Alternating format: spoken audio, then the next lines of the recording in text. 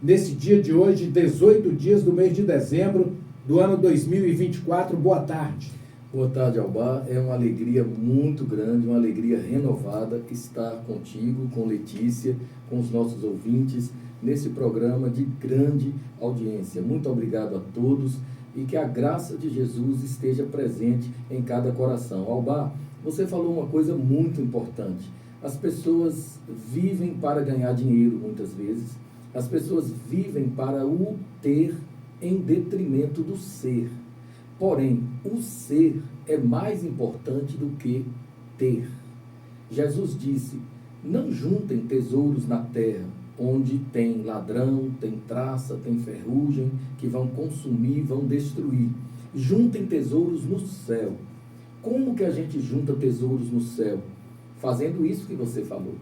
Essa devida reflexão, essa devida introspecção, confessando a Cristo como o único e suficiente Salvador, recebendo a Cristo no coração, de verdade, com sinceridade, como o Redentor de nossas vidas, porque Jesus é o único mediador entre Deus e a humanidade, o único mediador, o único Salvador, o único que tem poder e autoridade para tirar o pecado do mundo, o único que pode efetivamente nos reconciliar com o Pai, o único que pode, de fato e de verdade, nos dar o sentido da vida, a razão de viver. Lembrando, Albá, que essa vida aqui na Terra é transitória, é efêmera, é uma vida fútil, passageira. Nós estamos todos aqui de passagem. Não faz muito tempo, o grande comunicador do Brasil, talvez o maior de todos os tempos, Silvio Santos, partiu aos 93 anos, deixando saudades, deixando um enorme legado, não apenas um legado financeiro, econômico, mas principalmente um legado de ordem moral, emocional, espiritual, por conta do seu exemplo de vida. Um exemplo de alguém que soube colocar as coisas nos seus devidos lugares. Nós temos muitos depoimentos a esse respeito. Aquela pessoa que, de fato, acumulou riquezas na terra, sob permissão de Deus, sob a bênção de Deus, inclusive ele era judeu, descendente de Abraão, mas apesar de ser um acumulador de riquezas, havendo tornado-se bilionário, ele sabia respeitar as pessoas, honrar as pessoas, sabia reconhecer o mérito das pessoas e deixou muitas lições nesse sentido. Assim nós temos em nossa geração centenas ou milhares de pessoas que nos servem de inspiração. São pessoas que, apesar de ricas, apesar de milionárias ou bilionárias, elas sabem separar as coisas. E por que eu estou dizendo isso, Albá? Porque Jesus falou o seguinte: é mais fácil entrar um camelo no fundo de uma agulha do que um rico entrar no céu. E por que isso, Jesus? Porque o rico confia no poder do dinheiro, no poder das riquezas. E Jesus diz: você não pode servir a dois senhores. Ou você serve a Deus e agrada a Deus, ou você serve ao dinheiro, a Mamon. Não dá para agradar aos dois senhores. Mas o que isso tem a ver com o Natal? É que o verdadeiro sentido do Natal não é comercial, não é mercadológico. O verdadeiro sentido do Natal está no fato de que Jesus veio ao mundo para ser o Salvador da humanidade. Porque Deus amou o mundo de tal maneira que deu seu Filho unigênito para que toda pessoa que nele creia, de verdade, não pereça eternamente, mas tenha a vida de Deus, tenha a vida eterna. Albá, eu te agradeço muito por essa oportunidade de trazer essa reflexão aos nossos ouvintes, porque, assim como você disse agora há pouco, é necessário que façamos as devidas introspecções nesse sentido, lembrando o valor da vida, o valor da existência. O que nós estamos fazendo aqui, Albá? O que nós viemos fazer aqui? Por que Deus nos trouxe nesta geração, nesse tempo, neste lugar? Deus tem propósitos, Deus tem desígnios específicos para as nossas vidas e é necessário que nós estejamos atentos ao chamado de Deus, à missão que Ele nos entregou. É necessário que nós estejamos atentos à vontade do Senhor de nossas vidas para que nós não passemos pela terra sem haver cumprido a vontade estabelecida pelo Criador para a nossa existência temporária nesse mundo. Pastor, na verdade, quando eu trouxe o tema, é claro que eu convidei o senhor justamente para a gente falar desse tema de ressurreição. A ressurreição de Cristo é a fé, pastor? Sim, olha só. O Senhor Jesus, que inclusive eu preciso até explicar isso, da última vez que nós falamos sobre o Natal, eu falei sobre isso e muitas pessoas se surpreenderam porque não sabiam. Então vou repetir. O Senhor Jesus não nasceu no dia 24 de dezembro. Por que a gente sabe disso? Os teólogos e arqueólogos, historiadores, estudiosos das Sagradas Escrituras, estudiosos das questões bíblicas, eles perceberam, à luz da Bíblia, que seria impossível Jesus ter nascido no dia 24 de dezembro, porque lá onde ele nasceu, no Oriente Médio, é um período de frio, muito frio. E a Bíblia diz claramente que os pastores cuidavam de seus rebanhos nos campos. Ora, não tem pastor cuidando de rebanhos de ovelhas e cabras nos campos em dezembro. Eles estão nos campos na primavera e no verão. Assim, entende-se muito claramente que Jesus tenha nascido entre março e abril. O nascimento de Cristo traz uma conotação muito forte, muito impactante para todos nós, porque Jesus veio para salvar a humanidade. Assim, ele nasceu como homem. Jesus é verdadeiro Deus e verdadeiro homem, 100% Deus, 100% homem. Ele nasceu como homem, com corpo humano. A Bíblia diz na carta aos Hebreus que o Senhor Jesus é o sumo sacerdote eterno, separado dos pecadores. Ou seja, ele é um ser humano imaculado. Ele não nasceu pela semente do homem, mas ele foi colocado, a semente para a formação do seu corpo, a condição físico-biológica para que o seu corpo fosse formado no útero de Maria, foi uma disposição, um expediente do Espírito Santo. O Espírito Santo formou o corpo de Jesus no útero de Maria. Não houve junção carnal entre José e Maria. Por isso que a Igreja Católica repete tanto, com muita propriedade, Virgem Maria, no sentido de que, de fato, Deus operou um milagre extraordinário. Ele fez uma virgem conceber e dar à luz, conforme profecia do profeta Isaías, 730 anos antes de Jesus nascer. Então Jesus é homem e Jesus é Deus. Como homem, ele viveu normalmente, naturalmente, passou por todas as experiências próprias dos seres humanos na Terra, enfrentou todas as adversidades e dificuldades próprias do gênero humano, e enfrentou as tentações que todos nós enfrentamos, com um detalhe importantíssimo: nunca pecou, jamais pecou. Então, Jesus inicia o seu ministério aos 30 anos de idade, sendo batizado no Rio Jordão por João Batista, trabalha naquela missão que lhe fora dada pelo Pai durante mais ou menos 3 anos e meio, pouco menos do que isso, e aí Jesus sofre aquela paixão e morte de cruz, uma morte cruel. Interessante lembrar que o mundo conhecido na época era governado pelo Império Romano. E o Império Romano matava na cruz os piores bandidos, os estupradores, os assassinos, os psicopatas mais perversos, mais cruéis, as pessoas mais absurdamente estúpidas em todos os sentidos, eram crucificadas por ordem do Império Romano. Jesus jamais pecara, jamais cometera pecado.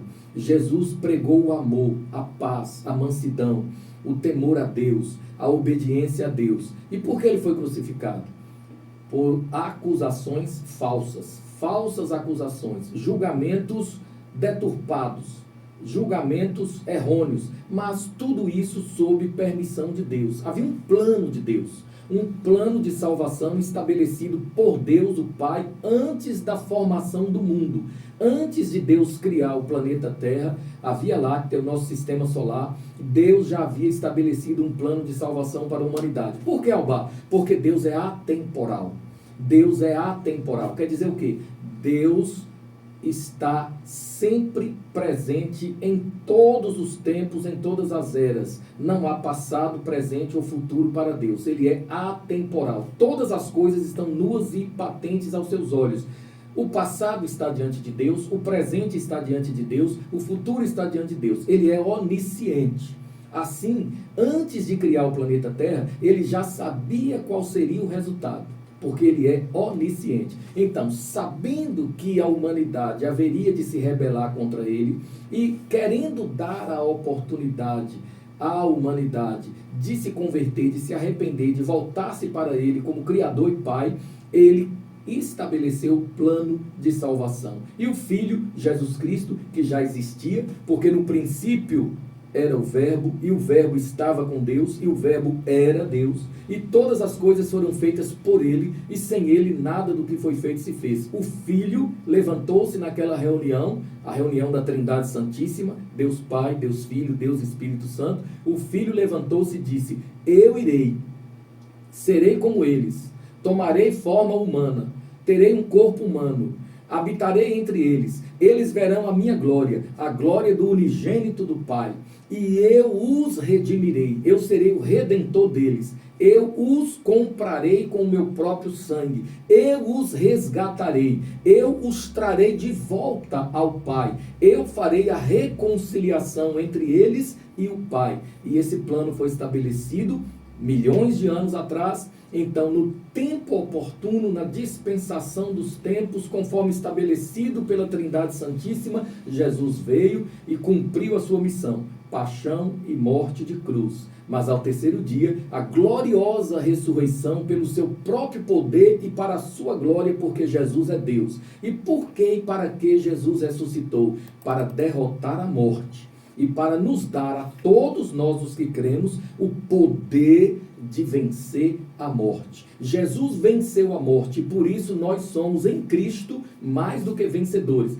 Da seguinte forma: por causa de Jesus, nós também vencemos a morte. Por causa da morte vicária de Jesus na cruz do Gólgota, nós também ressuscitaremos e receberemos corpos glorificados à semelhança do corpo de Jesus. Por causa do sacrifício expiatório de Cristo na cruz, nós temos a vida de Deus hoje, no presente.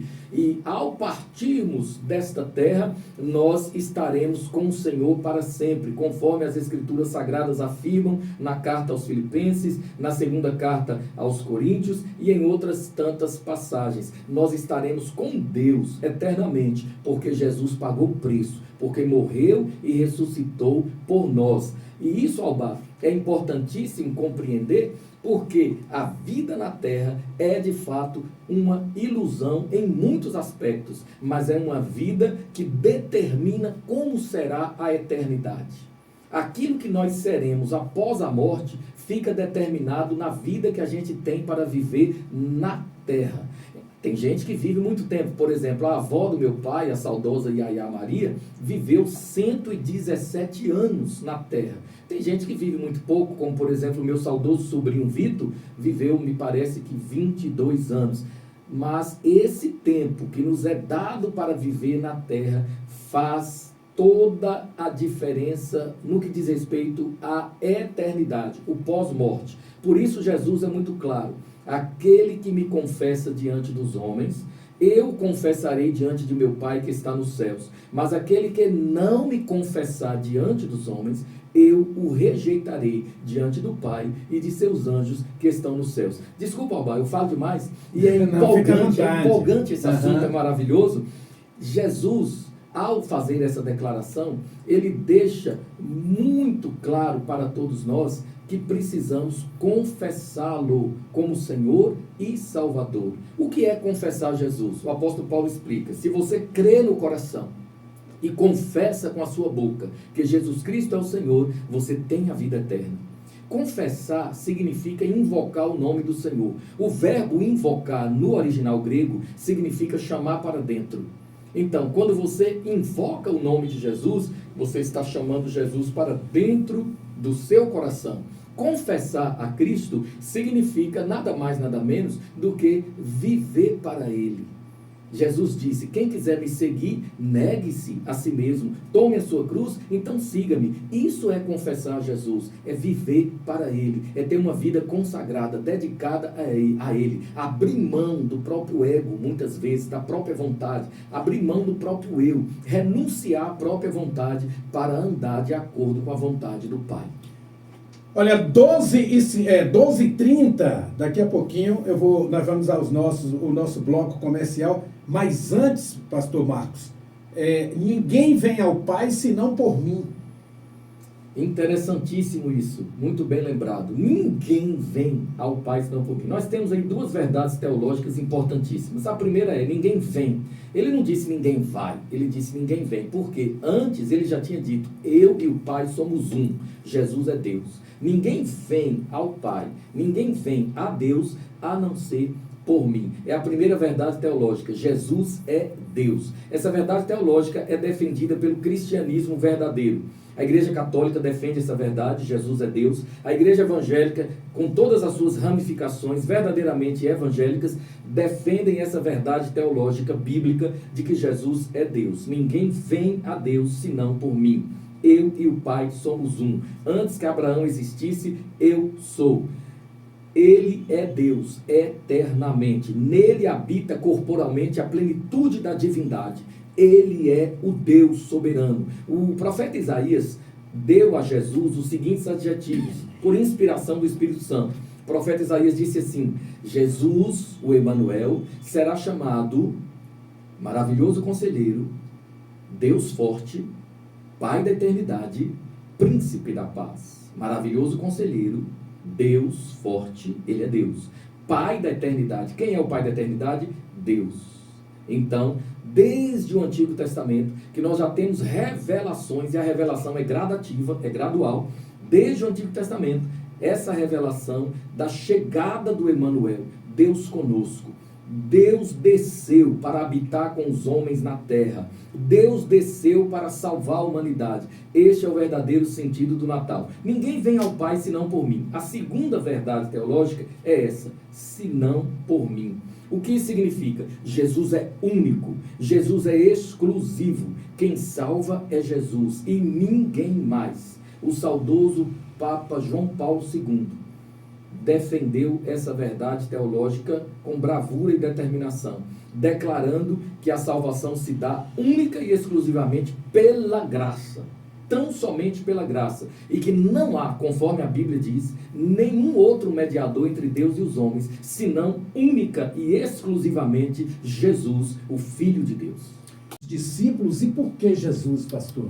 Olha só, Jesus teve 12 apóstolos, mais ou menos 500 discípulos, e entre os 500, 72 estavam mais por perto, sempre estavam por ali. Por exemplo, Lázaro, Maria, Marta faziam parte dos 72. Então, repetindo, Jesus teve 500 seguidores próximos, que sempre estavam com ele, 72 ainda mais próximos e 12 discípulos que se tornaram apóstolos, ou seja, formaram o colégio apostólico.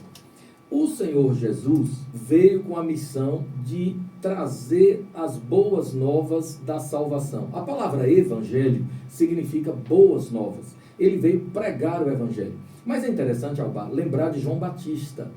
João Batista, primo de Jesus, 6 meses mais velho que ele, veio com a missão, com o mesmo espírito de Elias, ou seja, com o mesmo poder e autoridade do profeta Elias do Antigo Testamento. João Batista veio para abrir caminho para Jesus. Voz do que clama no deserto: preparai caminho para o Senhor. E João Batista pregava com eloquência, com veemência. Ele se vestia com aquelas roupas de pelo de camelo, de couro de camelo, aquela barba esquisita, aquele cabelo esquisito, comia gafanhoto mesmo, gafanhoto de verdade, com mel silvestre. Ele era um tipo bem estranho, e Deus quis que ele fosse assim para impactar, porque Deus tem isso. Deus traz pessoas ao mundo com missões específicas. Algumas vêm bonitinhas porque tem uma missão que precisa ser daquele jeito. Outras, como eu citei Silvio Santos, vêm com aquele jeitão todo de carisma, de alegria, de encher os lares de alegria e tal. Missão dada por Deus. Outros vêm como João Batista, aquele sujeito aparentemente esquisitão, mas que precisava ser daquela forma para impactar os religiosos. E Jesus, ao ser anunciado por João Batista, iniciou o seu ministério. Jesus precisava ser batizado por alguém, porque Jesus, como homem, precisava sujeitar-se à autoridade de um homem, ao governo eclesiástico de um homem. Como homem, Jesus precisou sujeitar-se à autoridade de João Batista. Aos 30 anos, como eu disse, ele desceu às águas batismais no Rio Jordão, sendo batizado por João Batista. E aí, Albá, nós temos uma cena interessantíssima. No momento do batismo de Jesus, a Trindade Santíssima se manifesta. Ali estava o Filho, como homem, sendo batizado. O Pai, no trono, fez ecoar a sua voz, dizendo: este é o meu Filho amado, em quem eu tenho prazer, alegria. E o Espírito Santo se manifesta na forma corpórea de uma pomba. O Espírito Santo não é uma pomba, o Espírito Santo não é um fogo, o Espírito Santo não é uma força inanimada, um vento, não. O Espírito Santo é Deus, é a terceira pessoa da Trindade. Mas no momento do batismo de Jesus, ele se manifesta como uma pomba. O Pai fala do trono, o Espírito Santo toma a forma de uma pomba que simboliza paz, mansidão. O profeta Isaías já tinha falado sobre isso. O profeta Isaías disse: e ele, está falando de Jesus, e ele, Jesus, não fará ouvir a sua voz na praça, não quebrará a cana que já está rachada, a vara que já está rachada, e não apagará o pavio que está fumegando.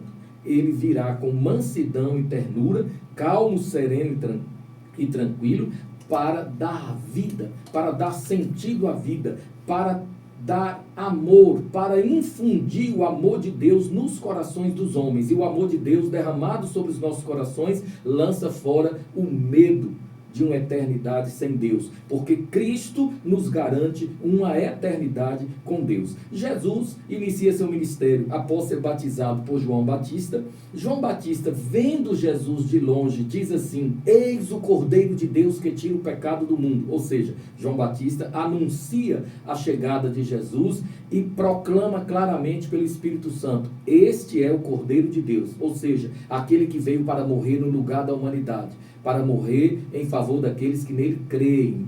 Interessante também observar que alguém chega para João Batista, na verdade um grupo, e pergunta: João Batista, e aí agora? Os teus discípulos estão seguindo Jesus. E João Batista diz: importa que Jesus cresça e que eu diminua.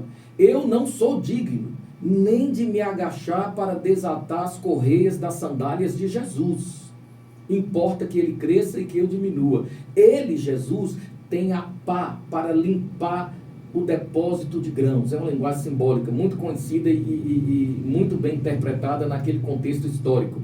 Ele tem a pá para limpar a eira, e ele batizará vocês com o Espírito Santo e com fogo. Então João Batista prepara o caminho para o Cristo de Deus, faz com que as pessoas compreendam a necessidade de arrependimento. Albá, sabe qual era a mensagem de João Batista? Arrependam-se, porque o reino de Deus está próximo. Sabe qual era a mensagem de Jesus? Arrependei-vos e crede, porque o reino de Deus está próximo. Sabe qual era a mensagem dos apóstolos de Jesus? Arrependei-vos e crede, porque vos é chegado o reino dos céus. E Jesus ensinou para os seus seguidores, ensinou para o seu colégio apostólico acerca do reino de Deus. E ele disse: gente, o reino de Deus não é comida nem bebida. O reino de Deus não é panetone. O reino de Deus não são as guloseimas do Natal do mundo ocidental. O reino de Deus não é comércio, não é o mercado, não é o sistema mundo, o sistema Babilônia. O reino de Deus está dentro de vocês. Ou seja, o reino de Deus é espiritual.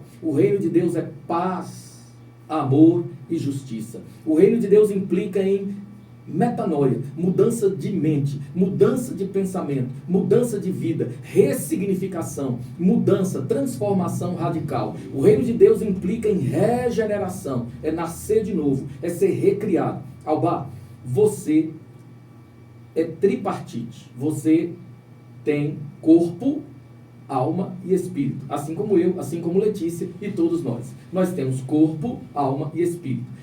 Um ramo da teologia entende que alma e espírito são a mesma coisa, é o ramo dualista. Eu creio nesta interpretação corpo, alma e espírito. O apóstolo Paulo diz assim: corpo, alma e espírito irrepreensíveis para a vinda do Senhor. O corpo a gente bem sabe o que é. é a nossa casa terrestre. O apóstolo Paulo chama o corpo de tenda de carne, tabernáculo de carne, e diz que é muito melhor abandonar a casa de carne, quando Deus chama, é claro, não através do autocídio, mas quando Deus chama, porque Deus é o Criador, só Ele tem essa autoridade, só Ele deve fazer isso, Ele não delega isso a mais ninguém, somente Ele tem o poder de permitir a nossa saída, de nos chamar para fora do corpo. Então, o apóstolo Paulo diz, é muito melhor abandonar a casa de carne, que é o corpo, e partir para estar com o Senhor. O que é que ele está mostrando aí? Ele está mostrando que quando o fio de prata, na linguagem de Salomão, se rompe, fio de prata é o espírito. Quando o fio de prata se rompe, significa que o espírito está saindo do corpo. Quando o espírito sai do corpo, ele vai estar com o Senhor no paraíso.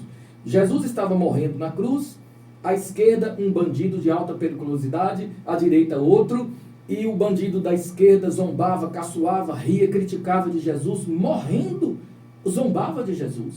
O da direita arrependeu-se, creu com o seu coração, foi tocado pelo Espírito Santo, e humildemente, com o coração cheio de fé, ele disse, mestre, lembra-te de mim, quando entrares no teu reino.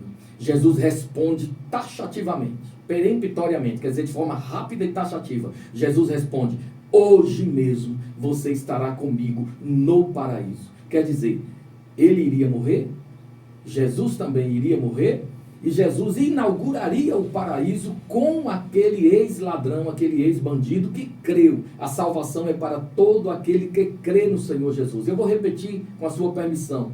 Porque Deus amou o mundo de tal maneira que deu o seu Filho unigênito para que todo aquele que nele crê não pereça, não morra a segunda morte, mas tenha a vida eterna. Voltando à questão de corpo, alma e espírito, o corpo a gente sabe bem o que é. A alma é o sistema emocional, é o funcionamento psíquico, é a psique. A alma é a estrutura das emoções, dos sentimentos, dos sonhos, da volição, vontade, planos, projetos. A alma tem a ver com relacionamento interpessoal, inteligência emocional. A alma é aquilo que dá vida ao corpo, que anima o corpo. A alma é o ânimo do corpo. O corpo sem alma simplesmente não tem como se mover, não tem como existir na terra. Saiu a alma, morreu o corpo. A alma é exatamente aquilo que nós somos na prática através do corpo. Sentimentos, vontade, emoções, planos, etc, etc. Espírito, o que é o espírito? A Bíblia diz, Deus assopra nas narinas da humanidade, Adão, porque a palavra Adão significa humanidade. Deus sopra nas narinas de Adão, humanidade, o fôlego de vida. O que é o fôlego de vida? O espírito. E a Bíblia diz, o espírito veio de Deus e voltará para Deus. O corpo é pó, voltará ao pó, mas o espírito veio de Deus e voltará para prestar contas a Deus.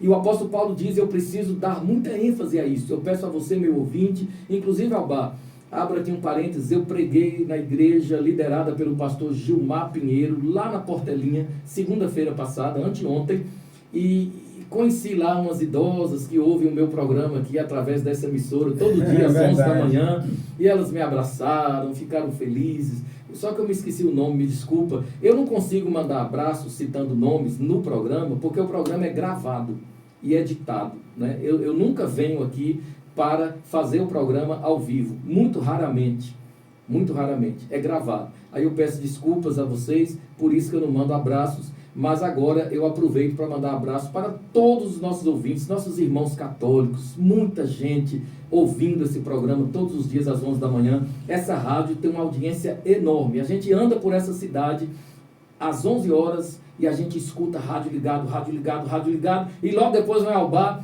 aí é sucesso total, é uma maravilha. Então, ao bar, terminando essa parte, corpo, alma e espírito, o apóstolo Paulo diz assim, nós haveremos de comparecer diante do tribunal de Cristo para prestar contas de tudo que a gente fizer, de tudo que a gente faz, de tudo que a gente fez através do corpo. Olha que coisa interessante. Nós somos espíritos habitando temporariamente em corpos de carne, preparados para que vivamos na face da terra. E nós vamos prestar contas de nossos atos. diante do tribunal do Supremo Juiz, Jesus Cristo. Nós vamos prestar contas de tudo o que houvermos feito na terra através do corpo. E por isso o Senhor Jesus é muito enfático e categórico quando ele diz assim: cuidado com a palavra torpe, cuidado ao humilhar as pessoas chamando de louco, maluco, idiota, retardado, racá. Cuidado com a medida com a qual você medir, você será medido. E ainda de uma forma recalcada, sacudida e transbordante. Cuidado com o juízo temerário. Cuidado, porque muitas vezes você enxerga o cisco pequeno no olho do seu irmão e não enxerga a trave enorme no seu próprio olho. Cuidado. Ou seja, nós somos espíritos responsáveis, conscientes. O Criador nos trouxe à Terra para uma temporada, nos chamará de volta para uma prestação de contas e Ele dará a cada um de nós a recompensa de acordo com as nossas obras praticadas na terra. Pastor Marcos, ao terceiro dia da ressurreição, naquele momento em que Cristo ressuscitou, houve alguma palavra proferida após a ressurreição naquele momento, pastor? A ressurreição de Jesus foi uma coisa lindíssima, maravilhosíssima. É um cenário espetacular. Imaginem que havia uma pedra, como de fato havia uma pedra pesada, né? Uma pessoa, duas, três, com dificuldade, talvez não conseguissem, colocando muita força, remover aquela pedra. Mas quando as três Marias chegam lá, mais ou menos às 5h da manhã daquele domingo, domingo é o dia do Senhor. Por que domingo é o dia do Senhor? Porque é o dia da ressurreição. É o dia em que Cristo voltou à terra com um corpo glorificado.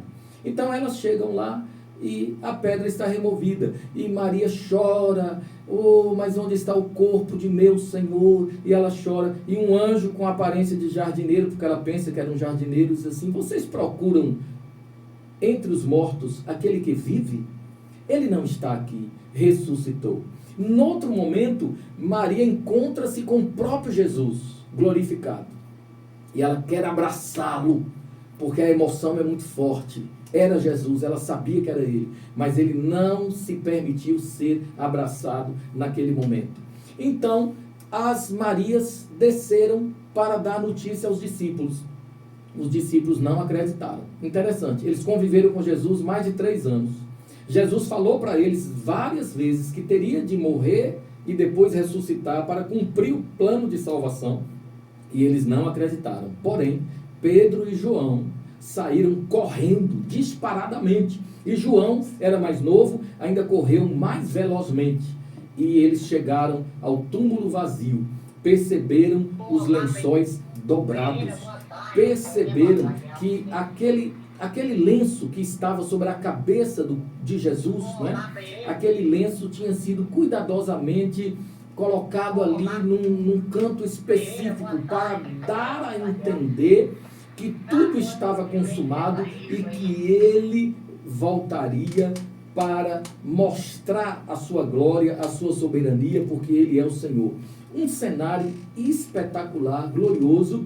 Muita gente não acredita, mas a comprovação histórica, arqueológica, a comprovação que vem de geração em geração, porque aqueles discípulos, eles eram perseguidos e mortos, os apóstolos, os discípulos, perseguidos e mortos pelo fato de proclamarem a ressurreição de Jesus. Ora, se não fosse verdade, eles não morreriam por causa de uma ilusão, de uma fantasia, de uma mentira. Quando a gente vai avaliar no aspecto histórico, cultural, teológico, arqueológico, a gente percebe claramente que ali ninguém está inventando nada. É tudo muito claro, é tudo muito real. Cumprindo as escrituras de Isaías e de outros profetas, cumprindo o que o próprio Jesus havia profetizado. Jesus ressuscita com poder e glória e ele passa 40 dias na terra ainda. Durante 40 dias ele aparece para um, aparece para outros, ele aparece para o seu irmão, meio-irmão Tiago. Tiago se converte, ele aparece para os discípulos que estão ali pescando e não conseguem de fato pescar, e tem aquela pesca milagrosa, e ele chama os discípulos, engraçado que ele chama de rapazes, ele usa a palavra rapazes, ou moços, ou jovens. Os discípulos estão lá em alto mar, no mar da Galileia, que é um grande lago, e Jesus diz: rapazes, rapazes. É interessante isso, Intimidade. E Jesus pergunta, tem peixe aí? Não, a gente não conseguiu pescar. Então lancem para a direita e vocês pescarão. É muito interessante. Mas quando finalmente eles chegam à praia, e Pedro é quem chega primeiro, porque vem nadando euforicamente, Pedro era muito eufórico, muito da pá virada, aí Jesus já está com brasas e peixe assado e pão, mas ele chama Pedro para uma conversa particular. E ele pergunta ao bar, Pedro, você me ama? 3 vezes. Pedro responde, Senhor, eu gosto muito do Senhor. Não, Pedro, eu estou perguntando se você me ama. Senhor, o Senhor sabe que eu gosto muito do Senhor. Pedro, eu estou perguntando se você me ama. Filé. Você me responde com filéu, que é gostar. Mas eu te pergunto com a palavra agapau, ou ágape, que é amor verdadeiro, genuíno, amor de Deus. E aí, finalmente, na 3ª vez, Pedro responde com o verbo agapau. Eu te amo, Senhor. E por que Jesus pergunta 3 vezes se Pedro ama? Porque 3 vezes Pedro tinha negado a Jesus. E o que isso significa na prática? Significa que nós negamos a Jesus muitas vezes. E quando nós o negamos, ele nos dá a chance de arrependimento, a oportunidade de nos arrependermos, para que não apenas gostemos dele, Albá, mas que o amemos. E aí, terminando essa parte, realmente eu falo muito, mas é muito gostoso falar de Jesus, falar dessas histórias bíblicas, verídicas. Bom, é importante saber o seguinte: nós precisamos amar a Jesus de verdade. O Cristo vivo, o Cristo ressurreto, o Cristo que nasceu em Belém da Judéia, numa manjedoura, Albá. Uma manjedoura. O que é uma manjedoura? Um curral. Ele nasceu num curral. O seu berço foi uma manjedoura, uma estrebaria, um lugar onde tinha feno, onde tinha alimento para os animais. Aquele mau cheiro desses locais, não é? Aquela circunstância de muita humildade. Ele preferiu nascer assim, ou seja, ele abandonou o esplendor de sua glória, despojou-se de sua majestade, de sua soberania, porque ele é o Pai da eternidade, o maravilhoso conselheiro, o príncipe da paz. Ele abriu mão de tudo para vir como homem, na humildade, na mansidão, na simplicidade, na pobreza, para alcançar os pobres. E ele diz, bem-aventurados os pobres de espírito. Pobres de espírito, ou seja, aquelas pessoas que têm mansidão. Porque Salomão diz que o rico geralmente é arrogante, é prepotente, porque confia no poder do dinheiro. Mas o pobre fala com quebrantamento, né? Tem pobre arrogante, prepotente, orgulhoso também. Mas Salomão diz assim, geralmente o pobre, na sua condição humilde, precisando de um favor, ele fala de forma quebrantada.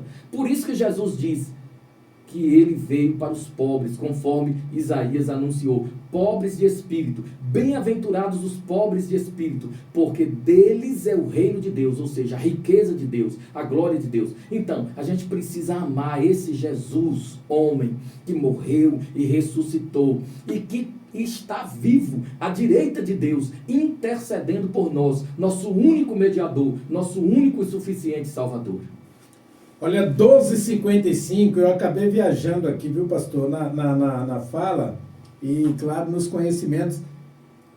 E embora nós que militamos na imprensa, com um programa tão bem ouvido nesse horário, e aí eu me pergunto, e vou fazer a pergunta aqui para o senhor, já que Silvio Santos veio com um objetivo, que eu acho também que foi colocado, e o futuro não é meu, é dele, espiritualmente, mas eu percebo também que o Senhor não veio a essa terra por um acaso. Amém. Até assim também você, Albá. Até pelo conhecimento muito profundo da palavra. Amém. Eu vou fazer uma pergunta minha, que eu acho que o Senhor também está aqui como um discípulo. Sim. O Senhor está aqui nessa terra como um discípulo que leva não só o conhecimento, mas leva a palavra em todos os sentidos, procurando sempre ajudar as pessoas que estão precisando, e isso eu vejo, é perceptível, claro, mas eu pergunto assim, e quero afirmar que neste momento eu estou diante de um discípulo de Deus. Amém, neste amém. momento. Muito obrigado. Glória a Deus por isso. Pode ter certeza que muito obrigado. A gente percebe, sente. Nós, seres humanos que somos humildes e conhecedores um pouco da palavra, a gente percebe assim, a atração, a palavra deixa a gente muito incutido dentro do conhecimento. Pastor, Eu coloco aqui os microfones da 3 Pontos FM para que o senhor possa fazer seus agradecimentos. Gostaria muito, né, de ter mais tempo, mas infelizmente já são 12h57. Passou tão rápido. Rápido. Albá, eu peço a tua permissão para agradecer ao Fique à Oséias. vontade, viu? Fique à vontade. Obrigado. Fique à vontade. Agradeço ao Oséias Mares Gigante, vereador Zéza, presidente da Câmara. Câmara. Por quê?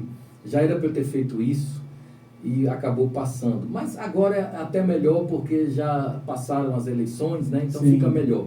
Eu pedi ao vereador Juarez para fazer uma indicação para que a Câmara reconhecesse a AMAR, Associação Missionária Amor e Restauração, como de utilidade pública. E a indicação do vereador Juarez foi prontamente recebida pelo vereador Zéza.